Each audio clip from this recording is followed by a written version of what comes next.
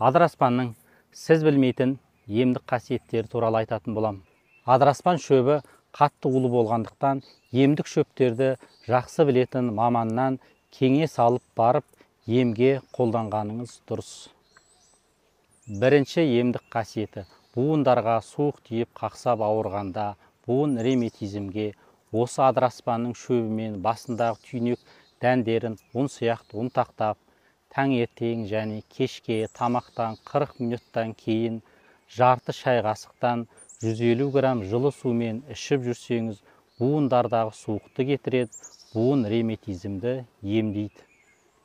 Екінші емдік қасиеті: тіс қабынып, қақсап ауырса, тіске құрт түссе, осы адыраспан шөбін турап, темекі сияқты ғып орап, соны күніне 2-3 рет тартып, түтінін аузыңызға 10-15 секунд ұстап тұрсаңыз, сіздің тісіңізде құртты кетіреді, тістің қақсап ауырғанын басады.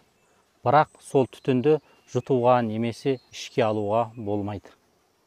Үшінші емдік қасиеті: буындарға, белге суық тиіп қақсап ауырса, осы адыраспан шөбін турап, туралған шөпті 10-15 минут қайнатып, қайнағаннан кейін марлыға орап, ауырған буыныңызға немесе беліңізге 3-4 сағатқа тартып тастасаңыз, сіздің буындарыңыздағы суықты кетіреді, белдегі суықты кетіріп, ауырғанын басады.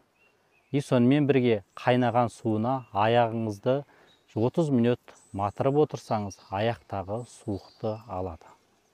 Біздің Қазақ клиник орталығында осы адыраспанның шөбінен, басындағы түйнек дәнінен буын ауруға, ревматизмге, артритке, артрозға, бруцеллезге және жұлынға суық тиюге, сіреспе, талма ауруларына, жөтел, өкпе, демікпе ауруларына арналған табиғи шөп дәрілер жасалынады. Әрқашанда осындай табиғи шөптен жасалған өнімдер қабылдап, денсаулықтарыңызды нығайтыңыздар. Еліміз аман, жұртымыз тыныш болсын.